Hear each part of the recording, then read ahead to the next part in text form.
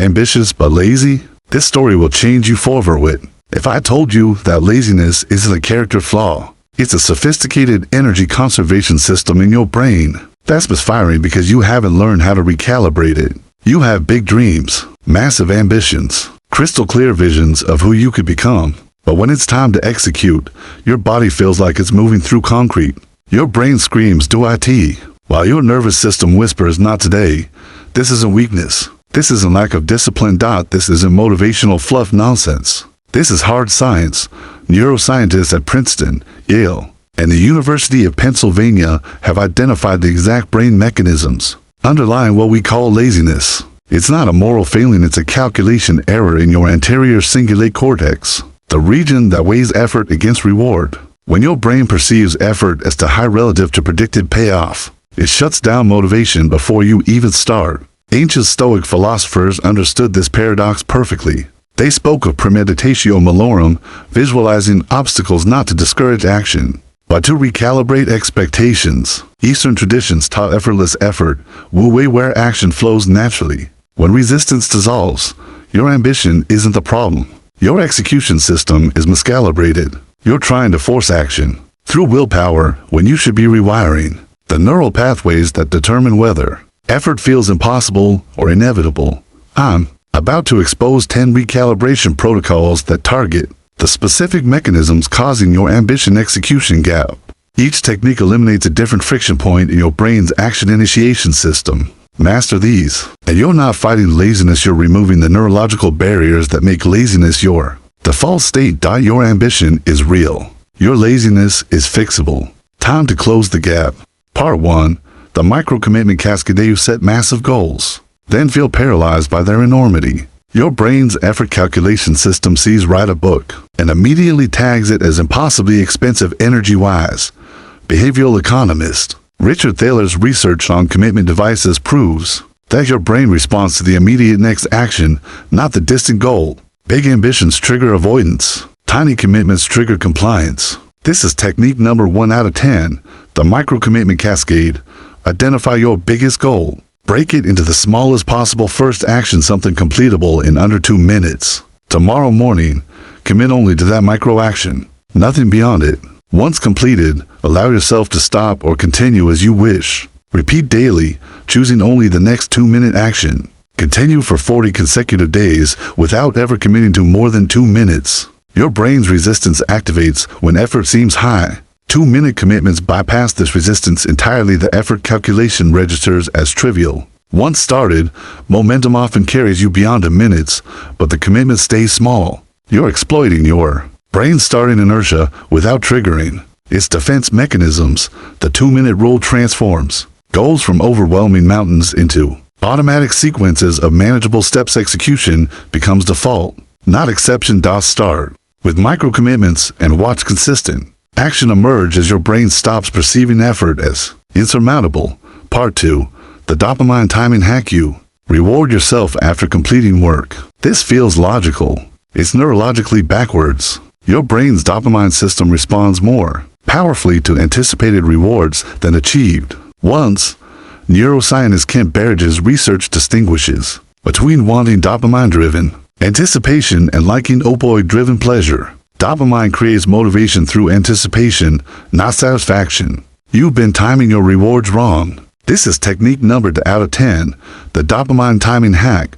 Before starting any work session, place a small reward in your visual field, your favorite snack, a desired object, a photo representing your goal. Work with this reward visible but inaccessible. Set a timer for your work duration. Only access the reward when the timer completes. Execute this protocol for every work session for 35 consecutive days. Visible anticipation maintains dopamine elevation throughout the work session. Your brain stays motivated by the approaching reward, not the memory of past rewards. You're keeping your motivation system engaged during work rather than only after work. Studies on delayed gratification show that visible, time-locked rewards create sustained motivation. Anticipation does the heavy lifting, not willpower. Start timing rewards for anticipation and watch motivation sustain throughout work sessions instead of collapsing before you begin. Part 3.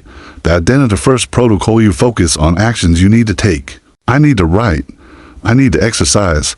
Need-based framing triggers resistance. Your brain rebels against external obligation. Psychologist James Clear's research on identity-based habits demonstrates that action flows naturally from identity. I am a writer generates different neural activation than I should. Right? Identity creates automatic behavior alignment. This is technique number 3 out of 10.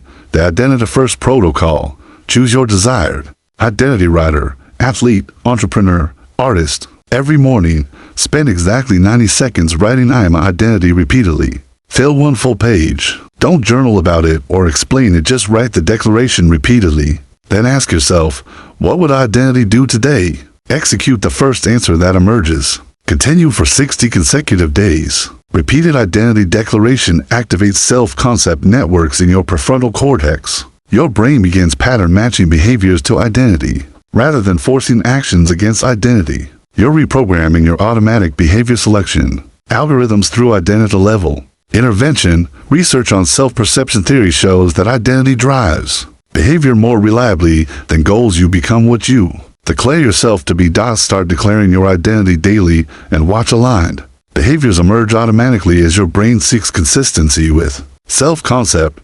Part 4. The energy threshold mapping. You try to work at the same intensity all day. Your brain's energy capacity fluctuates dramatically across 24 hours. Fighting your natural rhythms creates unnecessary resistance. Chronobiology research by Sachin Panda reveals that cognitive capacity follows ultradian rhythms, 90 to 120 minute cycles of high and low mental energy.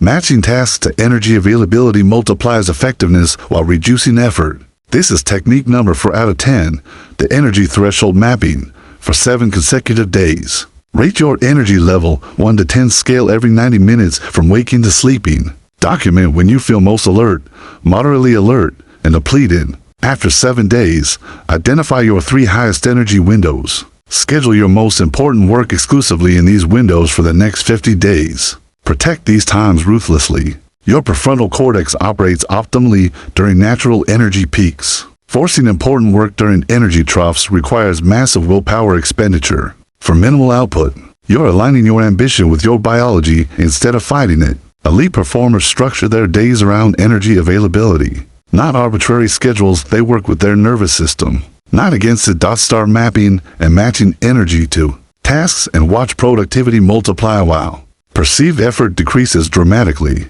Part 5. The accountability architecture. Rely on self-discipline. You battle your urges alone. Your brain evolved for social accountability, not solitary willpower. You're fighting biology by fighting alone. Psychologist Robert Cialdini's research on commitment and consistency proves that public commitments activate social compliance mechanisms, exponentially stronger than private intentions. Your brain desperately avoids social disappointment. This is technique number 5 out of 10, the accountability architecture. Identify 3 people you deeply respect and don't want to disappoint. Schedule 15-minute weekly check-ins with each person on different days. Before each call, send them a specific commitment for the coming week. 1 concrete action with measurable outcome. During the call, report on last week's commitment and declare next week's. Continue for 24 consecutive weeks. Social accountability activates neural circuits associated with reputation management and social belonging. Your brain treats potential social disappointment as threat, generating motivation to avoid it. You're leveraging social pressure as external motivation when internal motivation fails. Studies on accountability partners show 65% higher goal achievement rates. Social commitment transforms intention into obligation. Start building accountability architecture and watch follow through improve as social mechanisms reinforce your flagging. Self-discipline.